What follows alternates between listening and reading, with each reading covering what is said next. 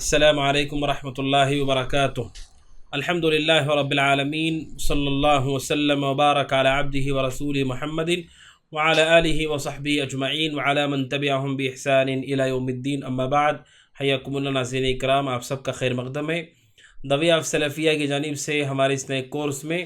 جس کا عنوان ہے کامیاب ازدواجی زندگی، یا اپنی شادی شدہ زندگی کو ہم کیسے کامیاب بنائیں، کتاب و سنت کی روشنی میں۔ ناظرین اکرام، ہمارا یہ جو کورس ہے انتہائی اہم موضوع سے متعلق ہونے والا ہے باذن اللہ۔ ناظرین اکرام، تفصیل کے ساتھ ہم اس موضوع کو جانیں گے، سمجھنے کی کوشش کریں گے۔ ناظرین اکرام، سب سے پہلے ہم ابتدا کرتے ہیں اپنی گفتگو کی نکاح سے، شادی سے، اس لیے کہ شادی شدہ زندگی انسان کیسے گزارے اس سے پہلے شریعت کی کچھ تعلیمات ہیں۔ ان تعلیمات کو ہمیں مضبوطی کے ساتھ اختیار کرنے کی ضرورت ہے۔ کامیابی رشتوں میں کیسے ہوگی اور نکاح ہونے کے بعد ہمیں کیسے زندگی گزارنا ہے، اس سے پہلے شریعت نے کچھ خاص تعلیمات دی ہیں، ان تعلیمات کو ہم سمجھیں۔ سب سے پہلی بات یہ ہے کہ نکاح اللہ سبحانہ وتعالیٰ کی عظیم نعمت ہے، اللہ سبحانہ وتعالیٰ کی نعمت میں سے ہے، اور اللہ سبحانہ وتعالیٰ نے احسان جتلایا ہے اس نعمت کا کہ اللہ سبحانہ وتعالیٰ نے یہ ہمیں عطا کیا ہے۔ اللہ سبحانہ وتعالیٰ کا ارشاد ہے سورہ نحل آیت نمبر 72، اور اسی طرح سورہ روم آیت نمبر 21۔ اللہ سبحانہ وتعالیٰ کہتا ہے سورہ روم آیت نمبر 21 میں، وَمِنْ آيَاتِهِ أَنْ خَلَقَ لَكُم مِّنْ أَنفُسِكُمْ أَزْوَاجًا لِتَسْكُنُوا إِلَيْهَا وَجَعَلَ بَيْنَكُم مَّوَدَّةً وَرَحْمَةً إِنَّ فِي ذَلِكَ لَآيَاتٍ لِقَوْمٍ يَتَفَكَّرُونَ۔ اللہ سبحانہ وتعالیٰ کہتا ہے، اللہ سبحانہ وتعالیٰ کی نشانیوں میں سے ہے ان خلق لکم من انفسکم ازواجا، کہ اس نے تم میں سے جوڑے بنائے، لتسکنوا الیہا، تاکہ تم اس کے ذریعے سے سکون محسوس کرو، وجعل بینکم مودۃ ورحمہ، اور ہم نے ان کے درمیان مودت کو اور رحمت کو رکھ دیا۔ اللہ سبحانہ وتعالیٰ بیان فرماتا ہے کہ یہ اللہ سبحانہ وتعالیٰ کی نشانیوں میں سے ہے کہ اس نے نکاح جیسی نعمت ہمیں عطا کیے، جس نعمت کے ذریعے سے دو اجنبی ایک دوسرے کے محبوب اور قریبی ہو جاتے ہیں، اس طرح سے قریبی اور محبوب ہو جاتے ہیں کہ ایک دوسرے کا سکون اس میں وہ محسوس کرتے ہیں۔ یہ اللہ سبحانہ وتعالیٰ کی نشانی نہیں تو اور کیا ہے۔ ناظرین اکرام، آپ دیکھیے، کسی بھی شخص سے ہمارا تعلق ہوتا ہے، وہ تعلق کیا ہمارے لیے سکون کا باعث ہے؟ کیا وہ تعلق ہمارے لیے رحمت اور مودت کا ذریعہ ہے؟ لیکن وہیں جب نکاح ہوتا ہے، عقد ہوتا ہے، تو وہ شخص جو پہلے اجنبی تھا، وہ جو عورت جو پہلے اجنبی تھی، پھر وہ میاں بیوی کی حیثیت سے جڑ جاتے ہیں عقد نکاح سے، تو اللہ تبارک و تعالیٰ ان دونوں کے درمیان ایسی مودت و رحمت ڈال دیتا ہے کہ دنیا کی دیگر نعمتوں پہ وہ محبت بھاری ہو جاتی ہے، وزنی ہو جاتی ہے، حتیٰ کہ اہل علم نے کہا کہ عورت اپنے ماں باپ سے بڑھ کر شوہر سے جڑ جاتی ہے، اس سے محبت کرنے لگتی ہے، جبکہ وہ اس سے پہلے اس معاملے کو اپنے دل میں محسوس نہیں کرتی تھی۔ یہ اللہ کے وجود کی نشانی ہے کہ اللہ سبحانہ وتعالیٰ تبارک و تعالیٰ کا وجود ہے، اور وہی وہ ذات ہے جو اس سارے امور کو طے کر رہی ہے کہ اللہ سبحانہ وتعالیٰ دلوں کے اندر یہ مودت اور یہ رحمت پیدا کرتا ہے۔ تو ناظرین اکرام، یہ پہلی بات ہے کہ نکاح اللہ سبحانہ وتعالیٰ کی نعمت ہے۔ اس نعمت کے ساتھ ساتھ یہ اللہ سبحانہ وتعالیٰ کی نشانی ہے کہ اللہ سبحانہ وتعالیٰ کا وجود حقیقی ہے، وہ عرش پر مستوی ہے، اور وہ دلوں پر پوری طرح قدرت رکھتا ہے، کنٹرول رکھتا ہے، اور وہی دلوں کو پھیرتا بھی ہے۔ اور ناظرین اکرام، اسی کے ساتھ نکاح یہ جہاں نعمت ہے، وہیں پر یہ انبیاء اور رسول کی سنت ہے۔ اللہ سبحانہ وتعالیٰ کہتا ہے سورہ رعد آیت نمبر 38 میں، وَلَقَدْ أَرْسَلْنَا رُسُلًا مِّن قَبْلِكَ وَجَعَلْنَا لَهُمْ أَزْوَاجًا وَذُرِّيَّةً، کہ یقیناً ہم نے آپ سے پہلے رسولوں کو مبعوث کیا، ہم نے ان کی بیویاں بھی بنائیں اور اولاد بھی انہیں عطا کی۔ یعنی ہم سے پہلے، نبی اکرم صلی اللہ علیہ وسلم سے پہلے جو رسول آئے ہیں، ان کا بھی یہ معاملہ رہا ہے کہ ان کی بیویاں بھی تھیں، ان کی اولاد بھی تھی۔ حضرت آدم علیہ السلام سب سے پہلے انسان ہیں اس دنیا کے، جن کے بارے میں ہم سب جانتے ہیں کہ سب سے پہلے اللہ نے آدم کو بنایا، اور پھر ان کا جوڑا بنایا حضرت حوا علیہ السلام۔ ان دونوں کے درمیان جو آپسی رشتہ تھا، وہ رشتہ بھی یہی میاں بیوی کا رشتہ تھا۔ تو ناظرین اکرام، دنیا کا سب سے پہلا رشتہ جو قائم ہوا، وہ رشتہ یہی میاں بیوی کا رشتہ ہے۔ تو آپ سوچئے کہ اس رشتے کی، اس نکاح کی کتنی اہمیت ہے۔ سورہ نساء کی سب سے پہلی آیت کریمہ جو خطبہ جمعہ میں ہم ہر ہفتے سنا کرتے ہیں، یا ایھا الناس اتقوا ربکم الذی خلقکم من نفس واحدہ وخلق منها زوجها وبث منہما رجالا کثیرا ونساء۔ اللہ سبحانہ وتعالیٰ کہتا ہے، اے لوگو ڈرو اپنے رب سے جس نے تمہیں پیدا کیا ایک نفس سے، ایک جان سے، وخلق منها زوجها، اور اس سے ان کے جوڑے کو بنایا، اور اللہ سبحانہ وتعالیٰ نے بے شمار مردوں اور عورتوں کو دنیا میں پھیلا دیا۔ اس آیت کریمہ میں اللہ سبحانہ وتعالیٰ نے واضح کیا حضرت آدم علیہ السلام جو کہ اس دنیا کے سب سے پہلے انسان ہیں، ان کے لیے بھی اللہ سبحانہ وتعالیٰ نے جس کا انتخاب کیا وہ بیوی کا انتخاب ہے، یہی وہ سب سے پہلا جوڑا ہے۔ تو اس کائنات کی ابتدا بھی اسی جوڑے کے ساتھ ہوتی ہے ناظرین اکرام، کہ میاں اور بیوی، شوہر اور بیوی، اس رشتے سے اس دنیا کی شروعات ہوتی ہے۔ اس لیے اللہ سبحانہ وتعالیٰ نبی اکرم صلی اللہ علیہ وسلم سے کہتا ہے کہ ہم نے آپ سے پہلے جتنے رسولوں کو بھیجا ان کی بیویاں بھی تھیں، ان کی اولاد بھی تھی، لہٰذا سب سے پہلے نبی آدم علیہ السلام، سب سے پہلے انسان آدم علیہ السلام جب ان کی بیوی تھی اور ان سے دنیا بھر میں اولاد ہوئی، اس کے بعد بھی انبیاء کی بیویاں تھیں۔ حضرت نوح علیہ السلام کی بیوی تھی، جیسا کہ قرآن کریم میں اللہ سبحانہ وتعالیٰ نے بیان کیا۔ حضرت موسیٰ علیہ السلام کا نکاح ہوا جو کہ قرآن مجید میں موجود ہے۔ اسی طرح اللہ سبحانہ وتعالیٰ نے، حتیٰ کہ اللہ سبحانہ وتعالیٰ نبی اکرم صلی اللہ علیہ وسلم کا ذکر کیا کہ اللہ سبحانہ وتعالیٰ نے آپ کا نکاح زینب کے ساتھ کر دیا۔ اللہ سبحانہ وتعالیٰ نے آسمانوں پر یہ نکاح کیا۔ حضرت زینب رضی اللہ تعالیٰ عنہ جو ام المؤمنین ہیں، ان کا نکاح اللہ سبحانہ وتعالیٰ نے خود کیا ہے، اور یہ آپ کی تمام بیویوں میں سے حضرت زینب رضی اللہ تعالیٰ عنہ کو یہ خوبی نصیب ہوئی کہ اللہ سبحانہ وتعالیٰ نے آپ کا نکاح آسمانوں پر کیا۔ تو نبی اکرم صلی اللہ علیہ وسلم کی بھی یہ سنت ہے، بلکہ اللہ سبحانہ وتعالیٰ نے آپ کا ایک نکاح آسمان پر کیا، حضرت زینب بنت جحش رضی اللہ تعالیٰ عنہ کا، جس کا ذکر اللہ سبحانہ وتعالیٰ نے قرآن کریم میں بیان فرمایا کہ فلما قضى زید منها وطرا، کہ جب زید نے اپنی ضرورت کو پورا کر لیا، زوجناکہا، کہ اللہ کے نبی زید نے جب اپنی ضرورت کو پورا کر لیا، زوجناکہا، ہم نے آپ کا نکاح زینب سے کر دیا۔ زینب رضی اللہ تعالیٰ عنہ سے نکاح اللہ سبحانہ وتعالیٰ نے آسمانوں پر کیا۔ اس سے پتہ چلتا ہے ناظرین اکرام کہ نکاح کس قدر اہم اور کس قدر اللہ سبحانہ وتعالیٰ کے نزدیک اہم عبادت ہے، اور اس کی کتنی ضرورت ہے کہ اللہ سبحانہ وتعالیٰ نے اپنے نبی محمد رسول اللہ صلی اللہ علیہ وسلم کا نکاح خود کیا ہے۔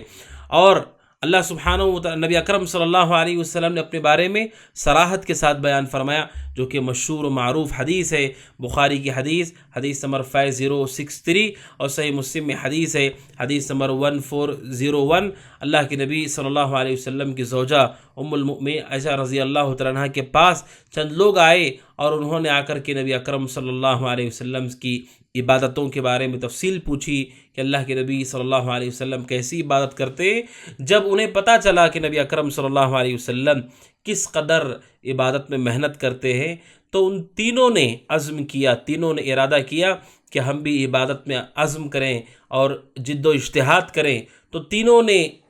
قسم کھائی۔ ان میں سے ایک نے کہا لا تزوج النساء، کہ میں کبھی عورت سے نکاح نہیں کروں گا، کبھی نکاح نہیں کروں گا، نکاح ترک کرنے کی نیت کر لی، عزم کر لیا۔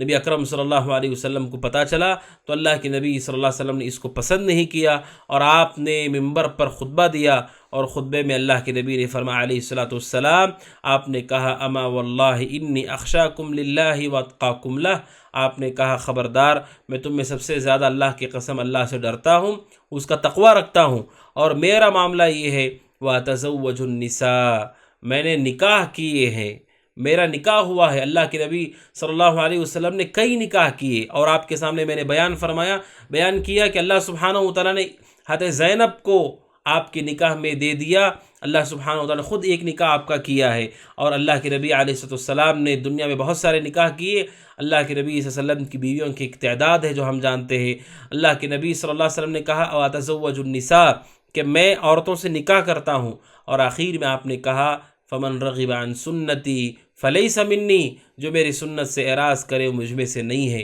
تو ناظرین اکرام، یہ حدیث بتاتی ہے کہ نکاح کس قدر اہم ہے، کہ آپ نے جس نے نکاح کو چھوڑنے کا ارادہ کیا، آپ نے اسے سنت سے پھر جانا کہا، آپ نے کہا میں نے نکاح کیے ہیں، لہٰذا ہمیں بھی نکاح کی ضرورت ہے، نکاح کرنا چاہیے، نکاح عبادت ہے، نکاح نعمت ہے، اور یہ نکاح سنت ہے۔ یہ جو نکاح ہے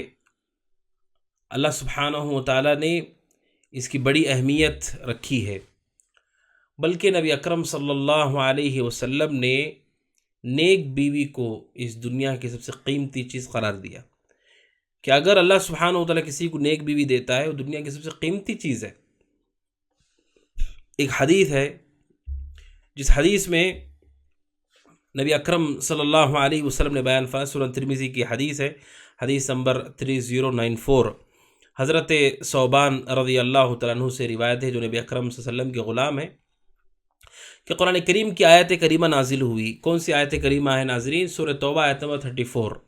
اللہ سبحانہ وتعالیٰ کہتا ہے والذین یکنزون الذهب والفضة ولا ينفقونها في سبیل اللہ فبشرهم بعذاب علیم۔ اللہ کہتا ہے جو لوگ سونے اور چاندی کو خزانہ بنا بنا کر رکھتے ہیں،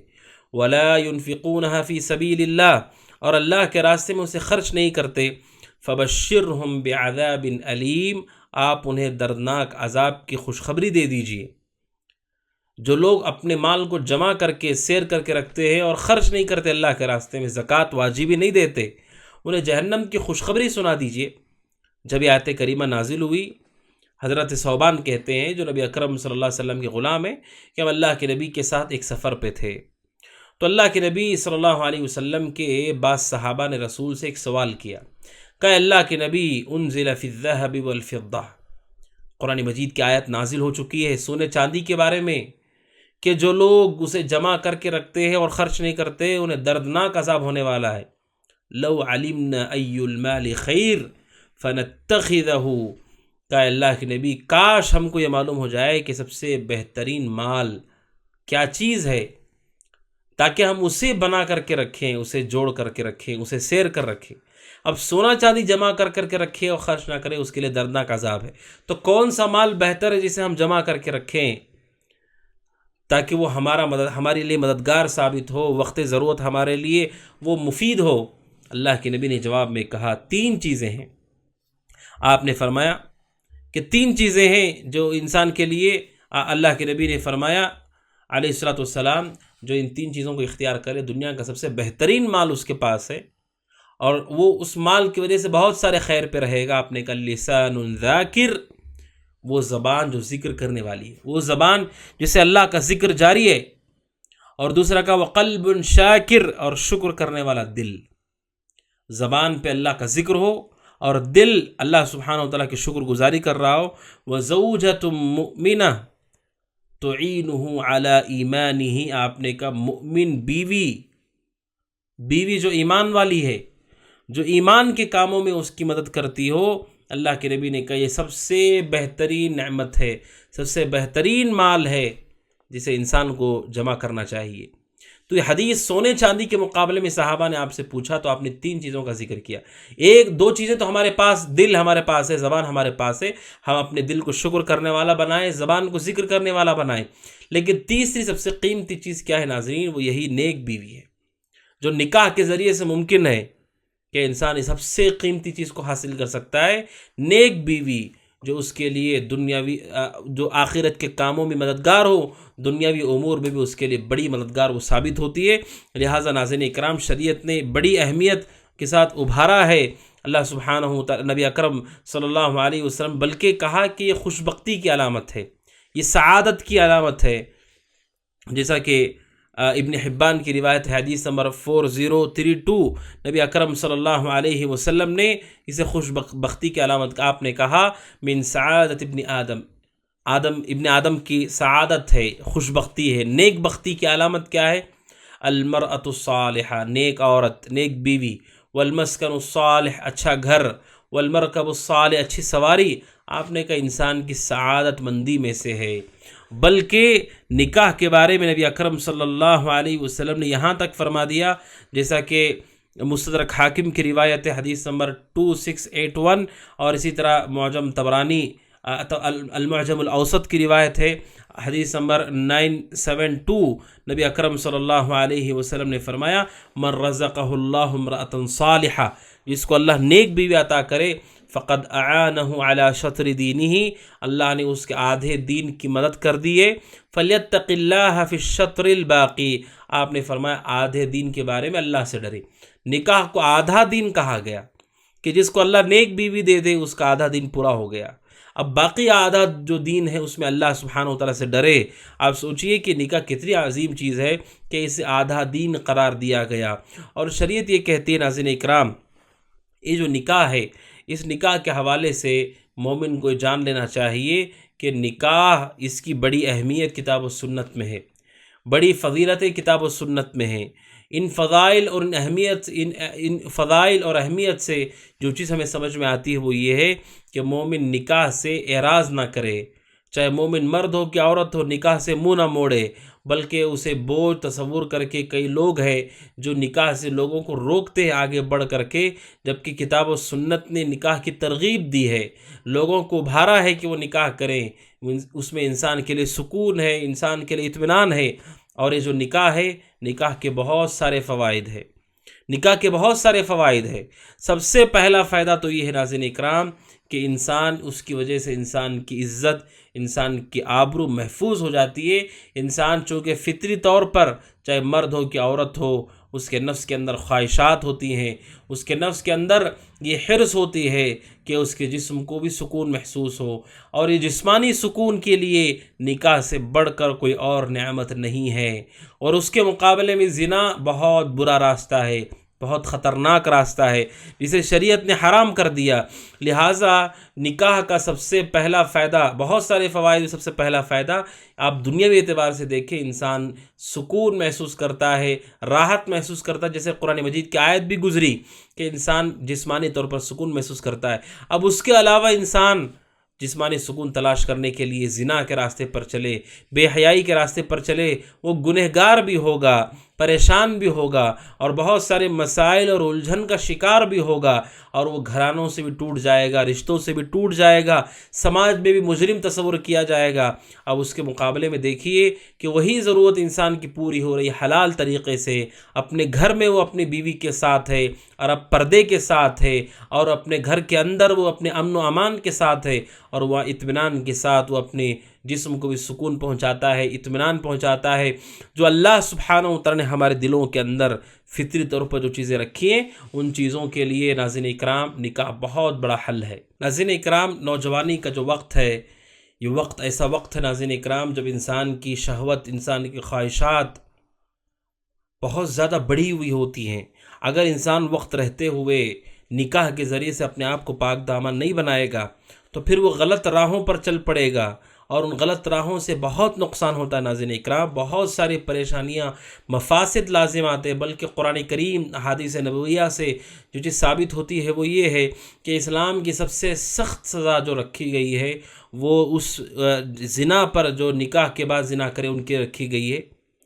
کہ انہیں پتھروں سے سنسار کیا جائے گا، پتھروں سے انہیں موت کے گھاٹ اتارا جائے گا۔ کیوں؟ قتل سے بڑھ کر سخت سزا رکھی گئی، کیونکہ زنا قتل کا بھی راستہ ہے۔ جب زنا ہوتا ہے، جب معلوم پڑتا ہے، بسا اوقات وہاں قتل ہونے کے چانس ہوتے ہیں، امکان ہوتا ہے، وہاں پر خاندان، قبیلے، مار پیٹ، جھگڑے، اور اس کے علاوہ نسب خلط ملط ہو جاتا ہے۔ کسی کی اولاد ہے، کسی کی طرف منسوب ہو گیا، نسب خلط ملط ہو جاتا ہے، جان چلی جاتی ہے، اور رشتے ٹوٹ جاتے ہیں، گھر بکھر جاتے ہیں۔ جبکہ اس کے مقابلے میں نکاح انسان کے لیے سکون کا ذریعہ ہے، اطمینان کا ذریعہ ہے، اور وہ سکون اطمینان سکون و اطمینان اللہ سبحانہ وتعالیٰ ایسے رکھا ہے کہ پھر وہ گناہوں سے اپنے آپ کو محفوظ کر سکتا ہے۔ لہٰذا ناظرین اکرام، نکاح کا سب سے اہم فائدہ ہے کہ انسان جسمانی طور پہ سکون محسوس کرتا ہے، جس کی وجہ سے بہت سارے گناہوں سے، بے حیائی کے کاموں سے محفوظ ہو جاتا ہے۔ ایک واقعہ ہے صحیح بخاری میں ناظرین اکرام، حدیث نمبر 5065، صحیح مسلم 1400، حضرت عبداللہ بن مسعود رضی اللہ تعالیٰ عنہ سے متعلق کہ حضرت عبداللہ بن مسعود رضی اللہ عنہ اپنے ایک شاگرد علقمہ بن قیس النخعی کے ساتھ چل رہے تھے، مینا میں وہ تھے، دونوں جا رہے تھے، تو راستے میں ان کی ملاقات ہوئی حضرت عثمان سے رضی اللہ تعالیٰ عنہ۔ حضرت عثمان بن عفان رضی اللہ عنہ جو خلفائے راشدین میں سے ہیں، نبی اکرم صلی اللہ علیہ وسلم کے داماد ہیں، دو بیٹیوں کا نکاح آپ سے ہوا تھا، ایک کے بعد دیگر ایک۔ حضرت عثمان رضی اللہ تعالیٰ عنہ سے ملاقات ہوئی عبداللہ بن مسعود کی، تو حضرت عبداللہ بن مسعود سے عثمان رضی اللہ عنہ نے کہا، اے ابو عبد الرحمن، میں آپ سے کچھ بات کرنا چاہتا ہوں، میری کوئی ضرورت ہے۔ تو حضرت عبداللہ بن مسعود رضی اللہ عنہ کنارے آ گئے تاکہ حضرت عثمان ان سے بات کر سکیں، اور یہ ادب ہے، دو لوگ ہیں، تیسرا آدمی داخل اجازت کے ساتھ داخل ہو، اجازت لے کر داخل ہو، دو کے درمیان نہ داخل ہو جائے۔ حضرت عثمان نے کہا مجھے کوئی ضرورت ہے، آپ سے کچھ بات کرنی ہے، لہٰذا حضرت عبداللہ بن مسعود رضی اللہ تعالیٰ عنہ کنارے چلے گئے، تو حضرت عثمان رضی اللہ تعالیٰ عنہ نے حضرت عبداللہ بن مسعود رضی اللہ عنہ سے کہا کہ میں آپ کو یہ کہنا چاہتا ہوں کہ آپ نکاح کر لیجئے، آپ نکاح کر لیجئے۔ حضرت عثمان رضی اللہ تعالیٰ عنہ نے کیوں ایسا کہا؟ حضرت عثمان رضی اللہ تعالیٰ عنہ کہنے کی کئی وجہ ہو سکتی ہے۔ عبداللہ بن مسعود رضی اللہ عنہ کو انہوں نے دیکھا کہ بڑے مضبوط آدمی ہیں، قوی آدمی ہیں، لہٰذا وہ نکاح کر لیں، یا انہوں نے دیکھا کہ حضرت عبداللہ بن مسعود رضی اللہ تعالیٰ عنہ کی حیات، ان کی شکل بگڑی ہوئی دکھ رہی ہے، کیوں؟ کیونکہ ان کی بیوی فوت ہو گئی، ان کی بیوی کا انتقال ہو گیا۔ تو جو بھی وجہ رہی ہو، یا عبداللہ بن مسعود رضی اللہ عنہ طاقتور تھے وہ دیکھ کر، یا ان کی بیوی کا انتقال ہو گیا، حضرت عثمان نے تنہا بلا کر کے عبداللہ بن مسعود رضی اللہ عنہ سے کہا کہ آپ نکاح کر لیجئے، اور نکاح پہ ابھارنے لگے۔ عبداللہ بن مسعود رضی اللہ عنہ جب سمجھ گئے کہ یہ مجھے نکاح کے بارے میں سمجھانا چاہتے ہیں، تو کہتے ہیں کہ انہوں نے اپنے شاگرد کو بھی بلا لیا، جو دور تھے ان کو بھی بلا لیا، اور پھر حضرت عبداللہ بن مسعود رضی اللہ عنہ نے اپنی گفتگو جاری کی، اور انہوں نے دلیل دی عثمان رضی اللہ تعالیٰ عنہ کو کہ وہ نکاح نہیں کرنا چاہ رہے۔ کیوں؟ عبداللہ بن مسعود رضی اللہ عنہ اس وقت نوجوان نہیں تھے، وہ بڑھاپے کی طرف تھے، بڑھاپے کے قریب تھے۔ حضرت عبداللہ بن مسعود رضی اللہ تعالیٰ عنہ نے حضرت عثمان کو ایک حدیث یاد دلائی کہ نکاح کی سب سے زیادہ ضرورت تو نوجوانوں کو ہے، تاکہ حضرت عثمان رضی اللہ عنہ کو وہ حدیث یاد آ جائے کہ اللہ کے نبی نے جو نکاح کی ترغیب دی ہے وہ نوجوانوں کو زیادہ دی ہے۔ لہٰذا حضرت عبداللہ بن مسعود رضی اللہ تعالیٰ عنہ نے کہا بخاری کی اس حدیث میں کہ اللہ کے نبی صلی اللہ علیہ وسلم نے ہم سے ارشاد فرمایا جب ہم نوجوان تھے، عبداللہ بن مسعود رضی اللہ اپنی جوانی کی بات کر رہے ہیں، کہ اللہ کے نبی نے ہم لوگوں سے کہا یا معشر الشباب، اے نوجوانوں کی جماعت، من استطاع منکم الباءۃ فلیتزوج، تم میں سے جو نکاح کی طاقت رکھتا ہے اسے چاہیے کہ وہ نکاح کر لے، ومن لم یستطع فعلیہ بالصوم فإنہ لہ وجاء، اور جو طاقت نہیں رکھتا ہے نکاح کی وہ روزہ رکھ لے، کیونکہ وہ روزہ اس کے لیے حفاظت کا ذریعہ ہوگا۔ تو اللہ کے نبی صلی اللہ علیہ وسلم کی حدیث، بڑی عظیم حدیث بیان کی کہ اللہ کے نبی نے نوجوانوں کی جماعت سے کہا نکاح کر لو، نوجوانی کی حالت میں نکاح کرو۔ ناظرین کرام، یہاں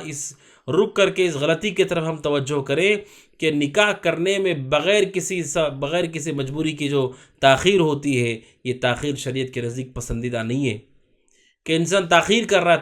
رہا ہے اور جوانی کا مرحلہ گزرنے کو ہے، اب وہ نکاح نہیں ہو رہا ہے۔ اللہ کے نبی نے ترغیب دی ہے سب سے زیادہ نوجوانوں کو، کیونکہ اس وقت انسان کو زیادہ ضرورت ہوتی ہے، اس وقت لڑکی کو زیادہ ضرورت ہوتی ہے، چاہے مرد ہو کہ عورت ہو۔ بالغ ہونے کے بعد کوشش کرنا چاہیے جتنا جلد ہو سکے وہ نکاح کے رشتے میں بندھ جائے، تاکہ وہ گناہوں سے محفوظ ہو، بے حیائی سے محفوظ ہو، اس کی نگاہ محفوظ۔ آپ نے کیا کہا؟ نکاح کر لو نوجوانوں کی جماعت، جن کے پاس طاقت ہے وہ نکاح کر لے، طاقت، جسمانی طاقت، پالنے کی طاقت۔ آپ نے کہا کیوں؟ آپ نے کہا کیوں؟ آپ نے فرمایا کیونکہ فَإِنَّهُ أَغَضُّ لِلْبَصَرِ وَأَحْسَنُ لِلْفَرْجِ، کیونکہ جو نکاح کر لیتے ہیں ان کی نگاہ بھی نیچی ہوتی ہے اور ان کی عزت بھی محفوظ ہوتی ہے، نگاہ بھی نیچی ہوتی ہے اور عزت بھی محفوظ ہوتی ہے۔ کیوں؟ جسمانی ضرورت ان کی پوری ہوتی ہے، انہیں اطمینان اور سکون ہوتا ہے۔ تو ناظرین اکرام، نکاح کے فوائد میں سب سے اہم یہ فائدہ ہے ناظرین اکرام کہ انسان سکون، اطمینان اور راحت محسوس کرتا ہے اور بہت سارے گناہوں سے، بے حیائی سے محفوظ ہو جاتا ہے۔ اور اس نکاح میں ناظرین اکرام دوسرا بڑا فائدہ ہے، اس نکاح کے ذریعے سے اللہ سبحانہ وتعالیٰ جب نعمت اولاد دیتا ہے اس سے بہت سارے فوائد ہیں۔ اولاد جو اللہ سبحانہ وتعالیٰ عطا فرماتا ہے اس کے بہت سارے فوائد ہیں، فضائل ہیں۔ سب سے پہلی بات تو یہ ہے کہ اولاد، کثرت سے اولاد ہو، یہ اللہ کے نبی صلی اللہ علیہ وسلم کی خوشی کا سبب ہوگا۔ قیامت کے دن اللہ کے نبی خوش ہوں گے جب امتیوں کی بڑی تعداد ہوگی کہ ایسے لوگ ہمارے ذریعے سے دنیا میں وجود پہ آئے جنہوں نے اللہ کی عبادت کی، زمین کو آباد کیا ایمان سے، توحید سے، سنت سے، چاہے وہ بیٹے ہو چاہے وہ بیٹیاں ہوں، کہ انسان اس زمین کو آباد کرتا ہے ایمان والوں سے، توحید پرستوں سے۔ اور یہ نبی کی خوشی کا سبب ہے۔ ابو داؤد کی حدیث ہے، حدیث نمبر 2050، اور سنن نسائی میں بھی حدیث ہے، نبی اکرم صلی اللہ علیہ وسلم نے فرمایا تزوج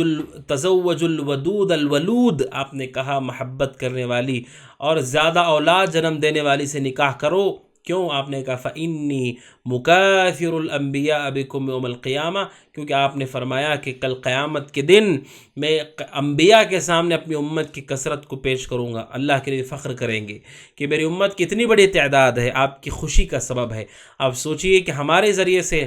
اگر ہم نے نکاح کیا اور ہمیں اولاد ہوئی اور اس اولاد نے زمین کو توحید سے، سنت سے آباد کیا، وہ نبی اکرم صلی اللہ علیہ وسلم کی خوشی کا سبب ہے۔ اس لیے آپ نے نہ صرف نکاح کی ترغیب دی، آپ نے کہا ایسی عورت سے نکاح کرو جو چاہنے والی ہو اور زیادہ اولاد جنم دے سکتی ہو۔ اس کے والدہ سے، اس کی بہنوں کو دے کر اندازہ ہوگا کہ ان کے یہاں اولاد کثرت سے ہوتی ہے۔ آپ نے کہا کیوں؟ کیونکہ یہ میرے لیے قیامت کے دن فخر کا سبب ہوگا، خوشی کا سبب ہوگا۔ لہذا ناظرین اکرام، نکاح کے فوائد میں دوسرا فائدہ اولاد، اور اس اولاد کا ایک اہم فائدہ یہ ہے کہ نبی اکرم صلی اللہ علیہ وسلم کی یہ خوشی اور مباحت کا سبب ہوگا۔ اور دوسرا فائدہ کیا ہے؟ اولاد اگر اللہ سبحانہ و تعالیٰ فرماتا ہے وہ اولاد انسان کے لیے بڑی نفع بخش ہے، اور خاص طور پر جب انسان کا انتقال ہو جائے گا، ہونے کے بعد یہ اولاد اس کے لیے بڑی مفید ثابت ہوگی۔ اب یہ نکاح کے ساتھ ہی ممکن ہے۔ صحیح مسلم کی حدیث ہے، حدیث نمبر 1631، نبی اکرم صلی اللہ علیہ وسلم نے فرمایا اذا مات الانسان انقطع عنہ عمله الا من ثلاثہ، آپ نے جب انسان مر جاتا ہے، تین چیزوں کے علاوہ سارے عمل کے سلسلے منقطع ہو جاتے، الا من صدقۃ جاریہ، صدقہ جاریہ اگر کر دیا، ایسا صدقہ جو رہ گیا، مسجد بنا دی، مدرسہ بنا دیا، کنواں کھود دیا، پانی جاری کر دیا، مصحف تقسیم کر دیا، جو صدقہ رہ جائے گا مرنے کے بعد بھی ثواب ملتا رہے گا۔ او علم ينتفع به، یا علم نشر کر دیا، علم کو پھیلا دیا، اور جتنے لوگ اس علم سے فائدہ اٹھا رہے اس کا بھی فائدہ مرنے کے بعد ملتا رہے گا۔ تیسرا اور آخر میں آپ نے کہا او ولد صالح يدعو له، یا آپ نے کہا نیک اولاد جو انسان چھوڑ کر کے مرتا ہے، يدعو له، جو اس کے حق میں دعا کرتی ہے۔ تو ناظرین، نکاح کتنی اہم چیز ہے کہ وہ ہمارے لیے مرنے کے بعد بھی نکاح اتنا بڑا خیر لائے گا کہ ہمارے نیکیوں کا سلسلہ جاری رہے گا، اور ہمارے حق میں نیکیاں لکھی جائیں گی۔ اولاد کی دعا سے انسان کا عمل منقطع نہیں ہوتا ہے، بلکہ حضرت عبداللہ بن عمر رضی اللہ تعالیٰ عنہ سے متعلق ہے، عمرو بن دینار سے، کہ عبداللہ بن عمر رضی اللہ عنہ ارادہ کیا کہ وہ نکاح نہیں کریں گے، تو ان کی بہن حفصہ نے کہا اے میرے بھائی نکاح کر لو، فَإِنْ أُولِدَ لَكَ وَلَدٌ فَمَاتُوا كَانُوا لَكَ أَجْرًا، کہا کہ اگر تمہاری اولاد ہوئی اور وہ مر گئے تو تمہارے لیے اجر ہے، اور اگر وہ زندہ رہے دعوا اللہ عز وجل لک، تو وہ تمہارے حق میں دعا کریں گے۔ یہ نصیحت کی حضرت ام المؤمن حفصہ رضی اللہ تعالیٰ عنہ نے اپنے بھائی عمر بن خطاب رضی اللہ عنہ کے بیٹے عبداللہ بن عمر کو نصیحت، جیسے کہ امام بیہقی نے اپنی سنن الکبریٰ میں نقل کیا ہے 13239 میں، کہ حضرت حفصہ نے اپنے بھائی کو نصیحت کی کہ نکاح کر لو، اگر اولاد ہوئی اور وہ بچے مر گئے تو تمہارے لیے اجر کی بات ہے قیامت کے دن، اگر وہ زندہ رہ گئے تمہارے بعد تو وہ تمہارے حق میں دعا کریں گے۔ یعنی خیر ہی خیر ہے، ہر اعتبار سے خیر ہے۔ اولاد اگر ہے، اگر وہ فوت ہو گئے اللہ نہ کرے لا قدر اللہ، تب بھی اجر ہے، اگر وہ تمہارے بعد زندہ رہ گئے تب بھی تمہارے لیے ثواب ہے۔ سبحان اللہ، یہ حضرت ام المؤمنین حفصہ رضی اللہ تعالیٰ عنہ کی سمجھ بوجھ ہے، چونکہ وہ نبی کی بیوی ہیں، ان کا علم دیکھیے، ان کی سمجھ بوجھ دیکھیے، انہوں نے اپنے بھائی کو نصیحت کی کہ تم نکاح کر لو اور نکاح کی طرف آگے بڑھو۔ اور ناظرین اکرام،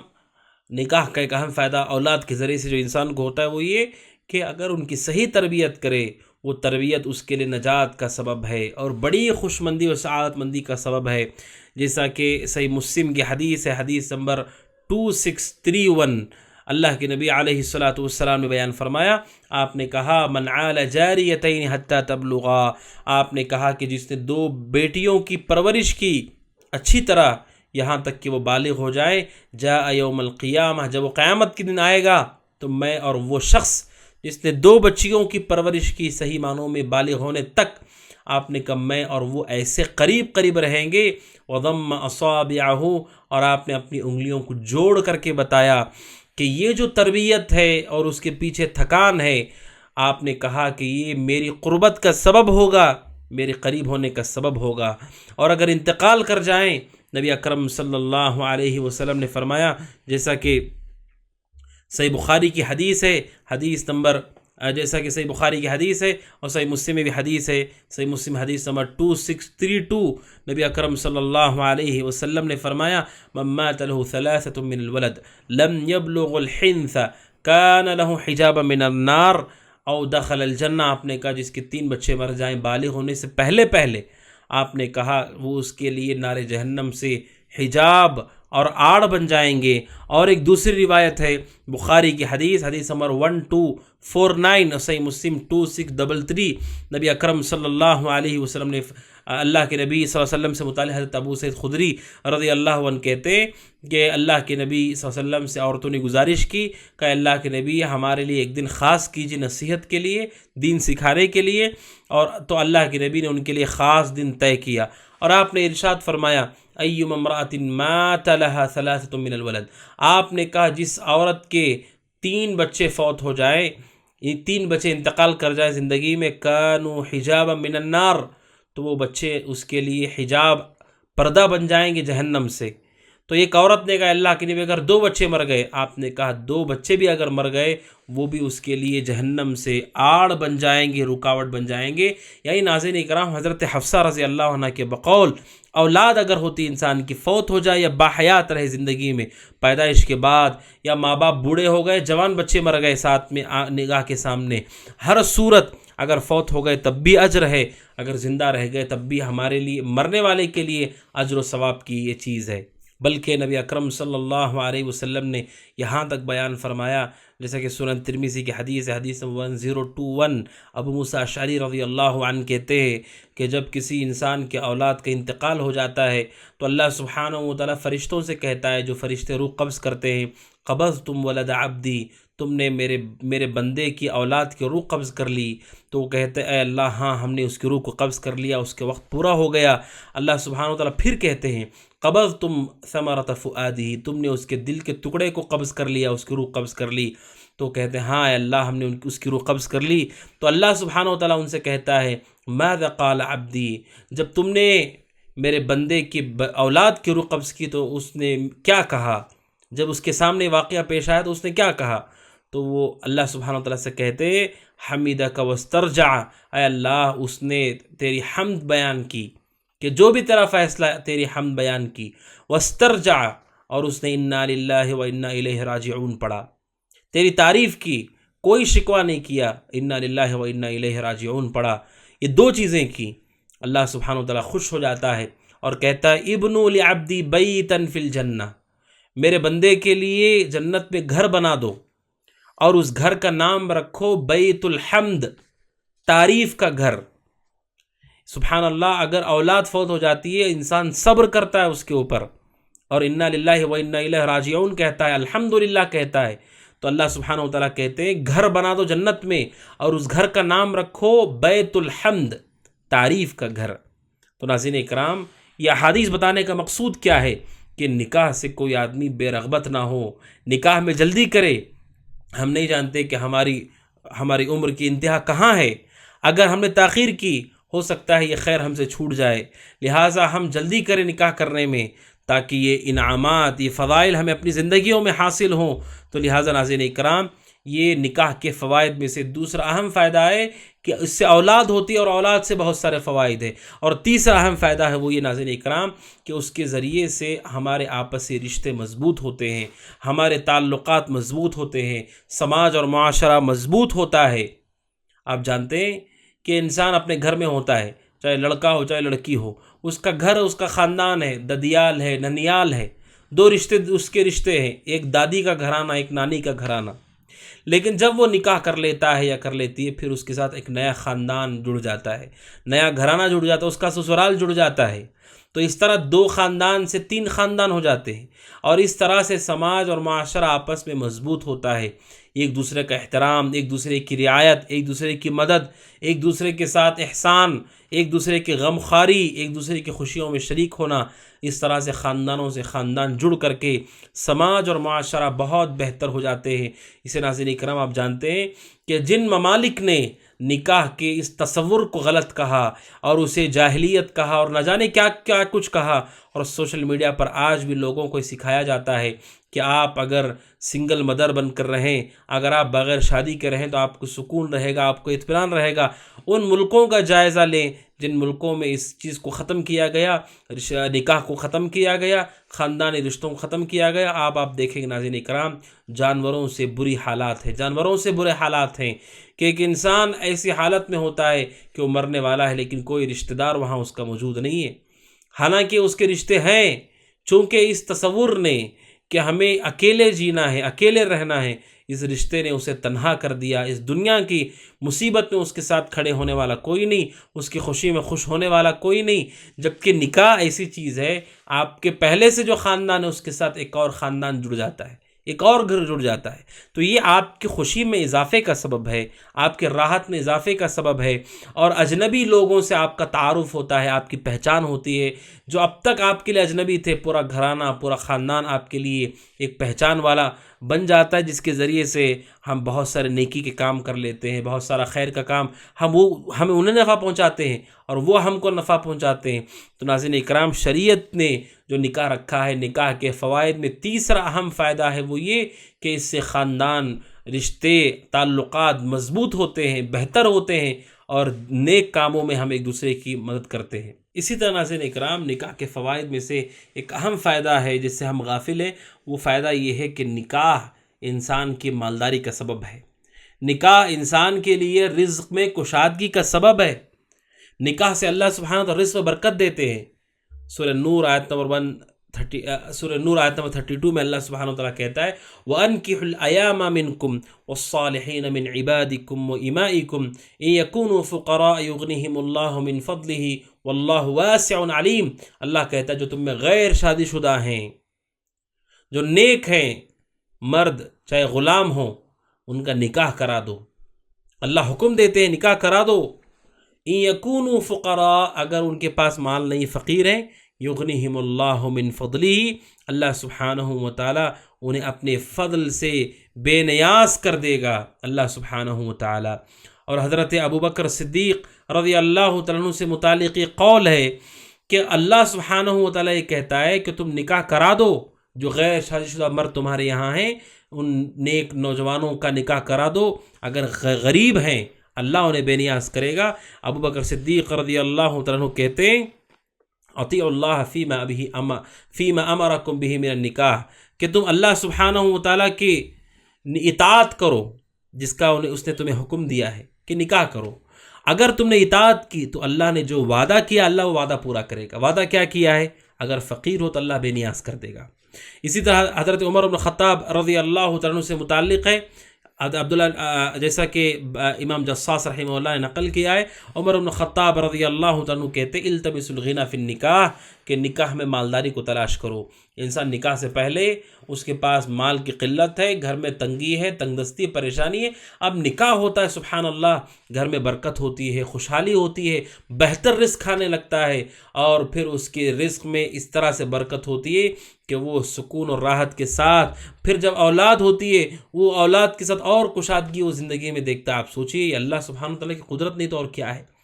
کہ انسان اتنے سارے افراد گھر کے موجود ہیں، بغیر نکاح کے ہیں، پریشانی میں ہیں، لیکن نکاح ہونے کے بعد جب نئی ذمہ داری آتی ہے، دنیا میں اعتبار سے دیکھیں تو مال اور کم ہونا چاہیے لیکن وہ زیادہ ہو جاتا ہے۔ کیوں؟ کیونکہ اللہ کا وعدہ ہے، آپ نکاح کرو، یہ اللہ کا حکم ہے، اللہ اپنا وعدہ پورا کرے گا۔ ان یکونوا فقراء، اگر وہ فقیر ہے اللہ سبحانہ وتعالی انہیں بے نیاز کر دے گا۔ تو ناظرین اکرام، یہ نکاح کے فوائد ہیں۔ اسی طرح نبی اکرم صلی اللہ علیہ وسلم نے فرمایا، جیسے سنن ترمذی کی حدیث ہے، حدیث 1661، نبی اکرم صلی اللہ علیہ وسلم نے فرمایا ثلاثۃ حق علی اللہ عونہم، تین لوگ ہیں اللہ سبحانہ وتعالی ان کی مدد کرتا ہے، اللہ سبحانہ وتعالی ان کی مدد کا ذمہ لے لیا ہے، تین لوگ ہیں۔ تیسرا شخص آپ نے کہا والناکح الذی یرید العفاف، آپ نے فرمایا وہ شخص جو نکاح کرنا چاہتا ہے اور اس کا مقصد پاک دامن ہونا ہے، زنا سے بچنا ہے، بدکاری سے بچنا ہے، جو اس نیت سے نکاح کرتا، اللہ نے اپنے اوپر یہ حق رکھ لیا ہے کہ اللہ اس کی مدد ضرور کرتا ہے۔ لہٰذا ناظرین اکرام، نکاح کے بہت سارے فوائد میں سے چند فوائد میں نے آپ کے سامنے رکھے جو بتاتے ہیں کہ نکاح انسان کے لیے کس قدر مفید اور اہم ہے۔ ناظرین اکرام، اپنی بات کو ہم آگے بڑھاتے ہیں۔ اب سوال یہ ہے کہ نکاح کے لیے انسان کس چیز کو اختیار کرے؟ نکاح کرتے ہوئے انسان کو کس چیز کا خیال کرنا چاہیے، چاہے مرد ہو کہ چاہے عورت ہو؟ شریعت اسلامیہ یہ کہتی ہے کہ نکاح کے لیے بنیاد دین کو بنانا چاہیے، دینداری کو بنیاد بنائے، اور اس کے بعد دیگر چیزیں اس کے ساتھ متعلق اگر وہ ملتی ہیں تو یہ بہت خیر اچھی بات ہے۔ اصل چیز ہے جس کو بنیاد بنانا چاہیے وہ دینداری ہے۔ احادیث میں صراحت کے ساتھ اسے بیان کیا گیا ہے۔ دینداری کے ساتھ خوبصورتی بھی ہے، اچھا خاندان بھی ہے، رزق حلال اور مال بھی ہے، اچھی بات ہے، لیکن بنیاد انسان کے لیے نکاح میں دین ہونا چاہیے، کوئی اور بنیاد نہیں ہونا چاہیے۔ جو یہ چاہتے ہیں کہ ان کی زندگیوں میں برکت ہو، جو شادی ہونے والے ہیں ان لوگوں سے میں مخاطب ہوں کہ وہ دین کو بنیاد بنائیں، چاہے لڑکا ہو کہ چاہے لڑکی ہو، دنیا کو، مال کو، خاندان کو، خوبصورتی کو بنیاد نہ بنائیں۔ اور آگے کچھ احکامات آئیں گے۔ خوبصورتی کو بنیاد نہ بنانے کا مقصود یہ نہیں ہے کہ انسان دیکھ کر کے پسند نہ کرے، اچھی بات ہے کہ انسان دیکھے اور پسند کرے، دین اصل بنیاد رہے۔ نبی اکرم صلی اللہ علیہ وسلم نے فرمایا، بخاری کی حدیث نمبر 5090 اور صحیح مسلم 1466، ابو ہریرہ رضی اللہ تعالیٰ کہتے ہیں نبی اکرم صلی اللہ علیہ وسلم نے فرمایا، تنکح المرأة لأربعین، کہ عورت 4 بنیادوں پر عورت سے نکاح کیا جاتا ہے، 4 امور کی وجہ سے، مال کی وجہ سے، لمالہا یا اس کے خاندان کی وجہ سے، ولحسبہا وجمالہا اس کی خوبصورتی کی وجہ سے، ودینہا ولدینہا دین کی وجہ سے۔ نبی اکرم صلی اللہ علیہ وسلم نے فرمایا کہ فاظفر بذات الدین، تم دینداری کو بنیاد بناؤ، دینداری کو مقصود بناؤ، دینداری کو اصل بناؤ۔ اس حدیث کی شرح میں امام نووی کہتے ہیں رحمۃ اللہ علیہ، اس حدیث کا کیا معنی ہے؟ کہتے ہیں اس حدیث کا معنی یہ ہے کہ لوگ عام طور پر جب نکاح کرتے ہیں تو پھر وہ ان 4 چیزوں کو دیکھتے ہیں اور سب سے آخری چیز دین کو رکھتے ہیں۔ وہ دیکھتے ہیں مال کو، خاندان کو، خوبصورتی کو، اور آخر میں دین رکھتے ہیں۔ اس حدیث کا مطلب امام نووی کہتے ہیں، اللہ کے نبی بیان کرنا چاہتے ہیں کہ لوگ ایسا کرتے ہیں، تم کیا کرو، فاظفر بذات الدین انت ایھا المسترشد بذات الدین، کہ تم جب نکاح کرو تو تم دین کو بنیاد بناؤ، دین کو اصل بناؤ، اور اس دین کے ساتھ دیگر چیزیں متعلق ہیں تو الحمدللہ، لیکن اصل دین ہو۔ جیسے امام احمد بن حنبل نے کہا رحمۃ اللہ علیہ، کوئی آدمی نکاح کے لیے پیغام لے کر جاتا ہے اور لڑکی کو دیکھنے کی اجازت ہے، وہ لڑکی کو دیکھتا ہے کہ وہ خوبصورت ہے اور وہ یہ جانتا ہے کہ وہ دیندار نہیں ہے، اور یا پھر لڑکی کو دیکھتا ہے لڑکی خوبصورت نہیں ہے لیکن وہ دیندار ہے، دونوں صورتوں میں امام احمد بن حنبل رحمۃ اللہ علیہ کے بقول سب سے پہلے انسان دینداری کو دیکھے، دینداری کو بنیاد بنائے۔ اگر لڑکی پسند آتی ہے، اسے خوبصورت نظر آتی ہے، اسے معلوم پڑتا ہے کہ دیندار نہیں ہے تو رشتہ وہ نہ کرے۔ اگر لڑکی اسے پسند نہیں آتی ہے اور لڑکی دیندار ہے تو پھر شریعت یہ کہتی ہے کہ آپ ایسی جگہ پر تلاش کریں جہاں پر خوبصورت بھی ہو اور دیندار بھی ہو۔ نہیں ہے تو جو موجود ہے اس میں دینداری ہے اور آپ اسے دیکھ کر پسند کرتے ہیں تو پھر آپ اس سے نکاح کر لیں، دینداری کو آپ اصل بنائیں۔ ایسی خوبصورتی جس خوبصورتی کے ساتھ دین ہمیں نہ ملتا ہو، اس خوبصورتی کا کوئی فائدہ نہیں ہے۔ اور یہ حقیقت بھی ہے ناظرین کرام کہ جو لوگ خوبصورتی کو نکاح کے لیے بنیاد بناتے ہیں، یا مال کو بناتے ہیں، خاندان کو بناتے ہیں، دین کو نہیں بناتے۔ آپ سوچیں، اللہ نہ کرے نکاح کیا اس نے خوبصورت بیوی سے، یا لڑکی نے خوبصورت مرد سے نکاح کیا، اللہ نہ کرے کوئی حادثہ، کوئی واقعہ ایسا پیش آیا کہ ساری خوبصورتی ختم ہو گئی، چہرہ خراب ہو گیا، رنگ اڑ گیا، تو اب سوچئے نکاح تو ہو گیا، اب زندگی کیسے گزاریں گے جب ہم نے بنیاد خوبصورتی کو بنایا تھا، مال کو بنیاد بنایا، مال پورا ڈوب گیا، تجارت پوری ختم ہو گئی اور تجارت میں پورا گھاٹا ہو گیا، خاندان میں کوئی مسئلہ ایسا ہو گیا، اللہ محفوظ رکھے سارے مسلمانوں کو، کہ پورا خاندان اس کی وجہ سے بدنام ہو گیا۔ لیکن جب دین کو بنیاد بناتے، دینداری تو آپ اس کے ساتھ جڑی ہوئی ہے، ہر حالت میں آپ کے ساتھ وہ بھلائی کے ساتھ رہے گی۔ دیندار عورت اگر ہے، چاہے خوبصورتی چلی جائے، چاہے مال چلا جائے، چاہے خاندان پہ مصیبت آئے، اگر وہ عورت دیندار ہوگی تو پھر وہ دینداری کی وجہ سے ہمارے لیے سکون اور اطمینان کا باعث بنی رہے گی، کیونکہ اصل بنیاد دین ہے۔ یہ عورت کے بارے میں اللہ کے نبی صلی اللہ علیہ وسلم نے مردوں کو حکم دیا کہ تم دینداری کو بنیاد بناؤ، اور عورتوں کے بارے میں عورتوں کو آپ نے کیا حکم دیا؟ سنن ترمذی کی حدیث ہے، 1084 حدیث ہے، ابو ہریرہ رضی اللہ عنہ کہتے ہیں نبی اکرم صلی اللہ علیہ وسلم نے فرمایا اذا خطب الیکم من ترضون دینہ وخلقہ فزوجوہ، اللہ کے نبی صلی اللہ علیہ وسلم نے حکم دیا کہ اذا خطب الیکم، اگر تم سے نکاح کرنے کا پیغام آتا ہے تمہیں، جس من ترضون دینہ وخلقہ، جس کا دین بھی اچھا ہے، جس کے اخلاق بھی اچھے، فزوجوہ، تو تم نکاح کر دو۔ اگر تم نے ایسا نہیں کیا، آپ نے کہا الا تفعلوا، اگر تم نے ایسا نہیں کیا تکن فتنۃ فی الارض، زمین میں فتنہ ہوگا اور بہت بہت بڑا فساد ہوگا، بہت بڑا فساد ہوگا۔ کیوں ایسا اللہ کے نبی نے کہا؟ دینداری ہے تو نکاح کر دو، دینداری کا پیغام آ گیا، لڑکی کے والد کو آ گیا، لڑکی کے سرپرست کو آ گیا، دیندار لڑکا ہے، نکاح کر دو۔ ایسا نہ کرنے کی وجہ زمین پہ بہت فساد ہوتا ہے۔ اتنے واقعات ناظرین اکرام آپ سب اپنے اپنے علاقوں میں دیکھ سکتے ہیں، لڑکی دیندار ہے لیکن اس کا نکاح کرا دیا گیا ایسی جگہ پر جہاں پر لوگ دیندار نہیں ہیں، جہاں پر مال کی بنیاد پہ نکاح کر دیا گیا، اس لڑکی کو بہت بڑی تکلیف میں ڈھکیل دیا گیا۔ یا لڑکا دیندار ہے، خوبصورتی دیکھی اور وہاں نکاح کر دیا، اور وہ لڑکی دیندار نہیں، گھرانہ اچھا نہیں، اب وہ بڑی تکلیف اور عذاب میں ہے، لڑائی جھگڑے ہیں، اختلاف ہیں، مسائل ہیں۔ اس لیے شریعت پہلے ہی حکم دیتی، اسی لیے میں نے اپنی گفتگو کے شروع میں کہا نکاح ہونے کے بعد زندگی کیسے بہتر بنائیں، اس کے احکام بھی آئیں گے، تفصیل آئے گی۔ اس سے پہلے جو نکاح ہونے والے ہیں یا نکاح کرنے والے لوگ ہیں، انہیں چاہیے کہ دینداری کو بنیاد بنائیں۔ حضرت حسین بن علی رضی اللہ عنہ سے ایک شخص نے سوال کیا، کہا کہ میری بیٹی کو کئی لوگوں کے رشتے آئے، میں کہاں نکاح کروں؟ حضرت حسین بن علی رضی اللہ عنہ نے کہا اپنی بیٹی کا نکاح دیندار سے کرا دو، دیندار سے کرا دو۔ اور اس کی وجہ بتائی حضرت حسین بن علی نے رضی اللہ عنہ، کہا اس کی وجہ یہ ہے کہ اگر تم نے جس سے نکاح کرایا ہے دیندار اگر ہے، یا تو بیوی سے محبت کرے گا، محبت ہے تو مسئلہ ختم ہے، وہ اطمینان سے زندگی گزارے گا، اس کا اکرام کرے گا، اس کی عزت کرے گا۔ حضرت حسین بن علی نے کہا رضی اللہ عنہ دیندار سے نکاح کرانے کا فائدہ یہ بھی ہوگا اگر اس سے محبت نہیں بھی ہو سکی، محبت اگر دل میں پیدا نہیں ہو سکی، تب بھی وہ دیندار ہونے کی وجہ سے کم از کم ظلم نہیں کرے گا، لم یظلمھا۔ سبحان اللہ، آپ دیکھ کتنی اہم بات ہے۔ حضرت حسین رضی اللہ عنہ کہہ رہے ہیں کہ نکاح کرا دو دیندار سے، محبت کرے گا تو عزت سے رکھے گا، اگر محبت نہیں بھی کرتا ہے تو دین کی وجہ سے کبھی ظلم نہیں کرے گا اس پہ،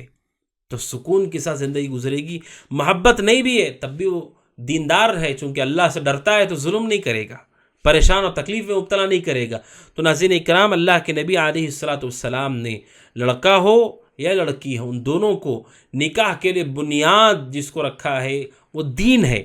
اور دین کے ساتھ انسان کے لیے دیگر چیزیں میسر ہوں، دیگر چیزیں جڑی ہوئی ہوں۔ دیندار بھی ہے، گھرانہ توحید پرست ہے، دیندار بھی ہے، رزق حلال بھی اچھا کماتا ہے، دیندار بھی ہے، خوبصورت بھی ہے، اچھی بات ہے۔ اللہ سبحانہ وتعالی یہ مزید چیز بھی آپ کو دے دی نہیں، لیکن دیندار ہے اور آپ اسے دیکھ کر پسند کر رہے ہیں، آپ کے دل میں محبت ہے، تو پھر آپ نکاح کر لیں اگر آپ دیکھ کر اسے پسند کر رہے ہیں، کیونکہ شریعت نے حکم دیا ہے کہ جو نکاح ہونے والا ہے اسے چاہیے کہ وہ جا کر کے ایک مرتبہ دیکھ لے تاکہ بعد میں محبت برقرار رہ سکے۔ تو ناظرین اکرام، اس کی اور تفصیل بعد میں آئے گی۔ تو نکاح کے لیے جو بنیاد ہے ناظرین اکرام، وہ ہمیشہ دین ہونا چاہیے، اس کا ہمیشہ ہمیں خیال کرنا ہے۔ اور دینداری میں ناظرین اکرام سب سے اہم چیز توحید ہے۔ ہر شخص جو اپنی بیٹی کا نکاح کرنا چاہتا ہے، بیٹے کا نکاح کرنا چاہتا ہے، وہ یہ دیکھے کہ جس سے میں نکاح کرنا چاہتا ہوں کیا وہ توحید پر ہے یا نہیں ہے۔ اگر وہ شرک کرنے والے اللہ سبحانہ وتعالیٰ کے ساتھ، کبھی وہاں پر نہ مومن کو نکاح کرنا چاہیے نہ کروانا چاہیے۔ قرآن مجید اس سے منع کرتا ہے۔ سورہ بقرہ آیت نمبر 221 اللہ سبحانہ وتعالیٰ کہتا ہے وَلَا تَنْكِحُوا الْمُشْرِكَاتِ حَتَّى يُؤْمِنْ، اللہ کہتا ہے مشرکہ عورتوں سے نکاح مت کرو جب تک وہ ایمان میں نہیں آتے نکاح مت کرو۔ وَلَأَمَّةٌ مُؤْمِنَةٌ خَيْرٌ مِّن مُشْرِكَةٍ وَلَوْ أَعْجَبَتْكُمْ، اللہ کہتا ہے کہ ایک مؤمنہ لونڈی اس مشرکہ عورت سے بہتر ہے، اگرچہ کہ وہ دیکھنے میں خوبصورت کیوں نہ ہو، اگر وہ مشرکہ ہے اس سے بہتر تو ایمان والی لونڈی ہے۔ اور اللہ کہتا ہے وَلَا تُنكِحُوا الْمُشْرِكِينَ حَتَّى يُؤْمِنُوا، اور لڑکیوں کا نکاح مشرکوں سے نہ کرو، شرک کرنے والوں سے نہ کرو یہاں تک کہ وہ ایمان لے آئیں، کیونکہ مشرک خوبصورت مرد سے مومن غلام بہتر ہے، کیونکہ شرک کرنے والا اولئک یدعون الی النار، وہ جہنم کی طرف بلا رہے، واللہ یدعو الی الجنۃ والمغفرۃ باذنہ، اللہ تو جنت کی طرف مغفرت کی طرف بلا رہا ہے۔ اللہ سبحانہ وتعالی نے واضح کیا۔ ناظرین اکرام، آج افسوس کے ساتھ یہ کہنا پڑتا ہے کہ نکاح میں اس بنیاد دین کو بھی ختم کیا گیا، اور دین میں بھی جو بنیاد ہے وہ توحید ہے اس کو بھی ختم کیا گیا۔ دھیرے دھیرے یہ معاملہ ہونے لگا ناظرین اکرام کہ نکاح کرنے سے پہلے یہ پرواہ نہیں کی جاتی کہ جن سے نکاح کیا جا رہا ہے وہ توحید پر ہیں کہ شرک پر ہیں، وہ توحید پر ہیں یا کفر پر باقی ہیں، نہیں دیکھا جاتا، جبکہ اللہ سبحانہ و تعالی نے اسے منع کیا ہے۔ افسوس کے ساتھ کتنے واقعات ہیں، توحید پرست لڑکی کا نکاح کر دیا شرک کرنے والوں کے یہاں، اب اسے مجبور کیا جا رہا ہے شرک کرنے کے لیے، کفر کرنے کے لیے، اسے مارا جاتا ہے، اسے پیٹا جاتا ہے، اسے گالیاں دی جاتی ہیں، اسے ذہنی طور پہ پریشان کیا جاتا ہے۔ اور کتنے ایسے لوگ ہیں جنہوں نے کفار سے مشرکوں سے بھاگ کر کے شادیاں کر لیں، انہیں مجبور کیا گیا، پریشان کیا گیا۔ کتنے ہیں جنہوں نے اپنی زندگی گنوا دی، موت کے گھاٹ اتر گئے اس بڑے نقصان کی وجہ، اس بڑے جرم کی وجہ سے۔ اور وہ جرم یہ ہے ناظرین اکرام کہ مومن مشرکہ سے نکاح نہ کرے، مومنہ عورت مشرک سے نکاح نہ کرے، شرک کرنے والے سے نکاح نہ کرے، توحید کو بنیاد بنائے۔ اور خاص طور پر آج جو چل پڑا ہے، لوگ یہ کہتے ہیں کہ پہلے ہم کر لیں گے بعد میں سدھار لیں گے، آگے کیا ہوگا اللہ بہتر جانتا ہے، مستقبل کی ذمہ داری ہماری نہیں ہے، اللہ بہتر جانتا ہے، غیب اللہ ہی جانتا ہے، دلوں کا پلٹنے والا اللہ ہے، آپ لا کر سدھاریں گے یہ ضمانت کون لیتا ہے؟ نبی اکرم صلی اللہ علیہ وسلم کی خواہش تھی کہ ان کے چچا ایمان لے آئیں، ابو طالب، جنہوں نے آپ کی پرورش کی بچپن میں، لیکن کیا وہ ایمان لے آئے؟ کیا وہ ہدایت پر آ گئے؟ مستقبل میں کیا ہوگا اللہ بہتر جانے۔ شریعت یہ کہتی ہے پریزنٹ جب آپ نکاح کر رہے ہوں اس وقت نکاح میں دین کو بنیاد بناؤ، توحید کو بنیاد بناؤ، توحید پرستوں سے نکاح کرو، نکاح کرواؤ، اور ایسے رشتوں سے دور رہو جو مشرکوں کی طرف سے آتے ہیں۔ اور کالجز میں اور جہاں پر لڑکیاں کام کر رہی ہیں، لڑکے کام کر رہے ہیں، وہاں پر یہ فتنہ چل پڑا ہے کہ مذہب کی کوئی تفریق نہیں، جو بھی پسند آیا اس سے نکاح اور اس سے شادی۔ شریعت یہ کہتی ہے کہ یہ بہت بڑا گناہ ہے، بہت بڑا جرم ہے، اللہ کی طرف بلانے والے، جہنم کی طرف بلانے والے برابر نہیں ہو سکتے ناظرین اکرام۔ اور آپ جانتے ہیں انسان کی زندگی میں دین بہت عزیز ہوتا ہے، چاہے انسان کیسے بھی گیا گزرا کیوں نہ ہو، کتنا بھی نافرمان ہو، دین اس کے لیے عزیز، جو اس کا عقیدہ ہے اس کے لیے پسندیدہ ہوتا ہے، چاہے مشرک کیوں نہ ہو، وہ کبھی بات نہ کرتا ہو، لیکن جو شرکیہ کام، بعض کام ہے وہ محبوب ہوتے ہیں اس کے دل کے۔ کافر کیوں نہ ہو، اگرچہ کہ غیر اللہ کی پرست زیادہ نہ کرتا ہو، لیکن اپنے عقیدے سے محبت اس کی ہوتی ہے۔ ایسے شخص سے رشتہ ہو گیا تو وہ پھر کیسے اسے روکے گی یا روکے گا شرک کرنے سے، کفر کرنے سے، اور کیسے وہ نصیحت کرے گا یا کرے گی، کیا اسے قبول کیا جائے گا یا نہیں کیا جائے گا، یہ بہت بڑی پریشانی، بہت بڑے مسائل ہیں۔ حضرت آسیہ کے ساتھ، حضرت آسیہ علیہ السلام کے ساتھ کیا معاملہ ہوا، قرآن مجید اسے بیان کرتا ہے۔ فرعون ان کے ساتھ کیا سلوک کیا کرتا تھا۔ تو ناظرین اکرام، کہنے کا مقصود یہ ہے کہ نکاح کے لیے توحید کو بنیاد بنائیں، دینداری کو بنیاد، توحید کے بعد جس قدر وہ نیک ہو، جس قدر وہ اچھا ہو، نمازی ہو اور خوش اخلاق ہو، بڑوں کا احترام کرتا ہو، عزت کرنے والا ہو، گفتگو اچھی ڈھنگ سے کرنے والا ہو، خدمت گزار ہو، دیگر اچھی صفات اس کے اندر ہوں، یہ بہت اچھی بات ہے۔ لیکن سب سے اہم بنیادی بات ہے ناظرین اکرام، وہ اللہ سبحانہ وتعالی کی توحید اور نبی اکرم صلی اللہ علیہ وسلم کی اتباع، سنت کی تعظیم، کہ وہ اپنے نبی اکرم صلی اللہ علیہ وسلم کی بات آنے کے بعد کسی اور کی بات، کسی اور فرقے کی بات، کسی اور جماعت کی بات، کسی اور امام کی بات رسول صلی اللہ علیہ وسلم سے اوپر نہ رکھے، اس بنیاد کو اچھی طرح ہمیں جاننے کی ضرورت ہے۔ اور ناظرین اکرام، جب نکاح کی بات آتی ہے تو انشاءاللہ تفصیل کے ساتھ بہت ساری باتیں آپ کے سامنے آئیں گی۔ نکاح کے لیے شروط کیا ہیں؟ نکاح بہت مشکل آج کیا گیا ہے، بہت ساری چیزیں اس میں جوڑ دی گئی ہیں، جس طرح دیگر عبادتوں میں بدعات اور خرافات اور رسومات کو جوڑا گیا ہے، نکاح بھی بہت مظلوم عبادت ہے، اس میں ایسی بہت ساری چیزوں کو جوڑا گیا، بلکہ غیر مسلموں کی چیزوں کو اس میں لا کر داخل کر دیا گیا، نعوذ باللہ، کہ دیکھ کر سمجھ میں نہیں آتا ہے کہ یہ مسلمان کی شادی ہے کہ کافر کی شادی ہے۔ شادی کے لیے، نکاح کے لیے کیا شروط ہیں؟ نکاح درست ہونے کے لیے سب سے پہلی چیز ہے کہ شوہر اور بیوی، لڑکا اور لڑکی، ان دونوں کا تعین ہو جائے کہ لڑکا یہ ہے اور لڑکی یہ ہے، یہ تعین پہلے ہو جائے، اس میں کسی قسم کا دھوکہ اور غش نہ ہو۔ نعوذ باللہ ایسے واقعات بھی ہوتے ہیں کہ بتایا گیا کوئی اور شادی کرا دی گئی کسی اور سے۔ نکاح ہونے والا شخص مرد ہو کہ عورت ہو، اس کا تعین ہو کہ یہ لڑکا ہے یہ لڑکی ہے، اس سے ان دونوں کا نکاح ہونے والا ہے، یہ پہلی شرط ہے۔ دوسری شرط یہ ہے کہ دونوں کے دونوں ایک دوسرے سے راضی ہوں، رضامندی ہو،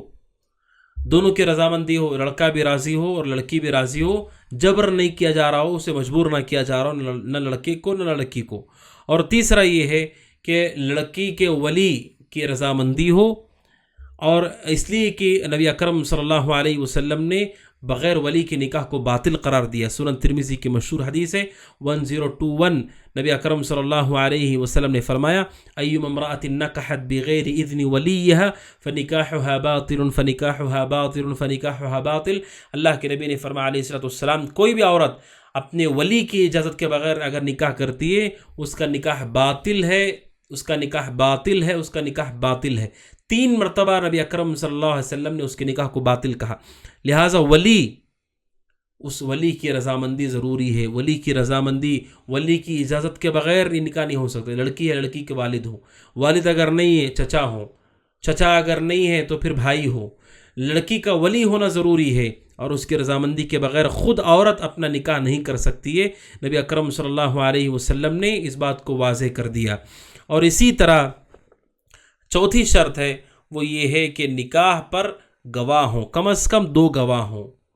کم از کم 2 اس سے زیادہ بھی ہوں بہت اچھی بات ہے، محفل میں لوگ بھی شریک ہوں، گواہ ہوں بہت اچھی بات ہے، کم از کم 2 گواہ ہوں، جیسا کہ طبرانی کی روایت ہے اور صحیح الجامع میں شیخ البانی نقل کیا، حدیث نمبر 7558، اللہ کے نبی نے فرمایا علیہ السلام لا نکاح الا بولی و شاہدین، آپ نے کہا ولی اور 2 گواہوں کے بغیر نکاح نہیں ہے۔ تو ناظرین اکرام، کل ملا کر 4 شرطیں ہیں نکاح کی صحت اور درستگی کے لیے، کہ میاں بیوی کا تعین ہو، لڑکا لڑکی یہی ہے یہ طے کر دیا گیا ہو، نمبر 2 دونوں کی رضامندی ہو، لڑکا راضی ہو اور لڑکی بھی راضی ہو۔ لڑکی کی رضامندی کیسے پتہ چلے گی ناظرین اکرام؟ صحیح بخاری کی حدیث نمبر 4741، نبی اکرم صلی اللہ علیہ وسلم نے فرمایا لا تنکح الائم حتی تستأمر، آپ نے کہا کہ وہ عورت جس کا شوہر فوت ہو گیا یا طلاق ہو گئی ہے، اس کا اگر دوبارہ نکاح کرنا ہے تو جب تک اس سے مشورہ نہیں کیا جائے، جب تک وہ زبان سے صراحت کے ساتھ نہ کہہ دے کہ میں نکاح کروں گی، اس وقت تک نکاح نہیں کیا جا سکتا ہے۔ ولا تنکح البکر حتی تستأذن، اسی طرح وہ جو غیر شادی شدہ لڑکی ہے، وہ لڑکی جو غیر شادی شدہ ہے، باکرہ ہے، اس کا نکاح اس وقت تک نہیں ہو سکتا حتی تستأذن، جب تک کہ اسے اجازت نہ لے لی جائے۔ اسے اجازت نہ لے لی جائے تو زبان سے کہہ دے، اگر زبان سے نہیں کہتی ہے، اللہ کے نبی سے پوچھا گیا اللہ کے نبی کیف اذنھا، وہ اجازت کیسے دے گی؟ آپ نے کہا علیہ السلام ان تسکت، اگر وہ خاموش ہو جاتی ہے، کیونکہ لڑکی کے اندر جو کنواری لڑکی اس کے اندر حیا ہوتی ہے، شرم ہوتی ہے، اگر وہ خاموش ہے، کچھ نہیں کہہ رہی ہے، یا وہ زبان سے کہہ دیتی ہے کہ ہاں میں راضی ہوں، تو دوسری شرط ہے ناظرین اکرام کہ لڑکا لڑکی دونوں کی رضامندی ہو۔ تیسری شرط ہے کہ لڑکی کے ولی کی طرف سے رضامندی ہو، لڑکی کے ولی اس کی اجازت دے، اس لیے کہ اس کے بغیر نکاح نہیں، جیسا آپ نے سنا وہ نکاح باطل ہے۔ اور چوتھی شرط یہ ہے کہ نکاح پر 2 گواہ موجود ہوں، اور اس کے علاوہ نکاح کا اعلان کیا جائے، نکاح کو کھل کر کے کیا جائے۔ یہ 4 بنیادی شرطیں مسند احمد کی روایت ہے، اسی طرح شیخ البانی صحیح الجامع میں نقل کیا، حدیث نمبر 1072، اللہ کے نبی نے فرمایا اعلن النکاح، نکاح کا اعلان کر دو،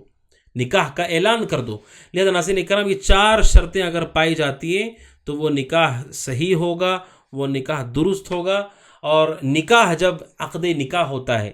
نکاح کے لیے بیٹھتے ہیں محفل میں، اس نکاح کے لیے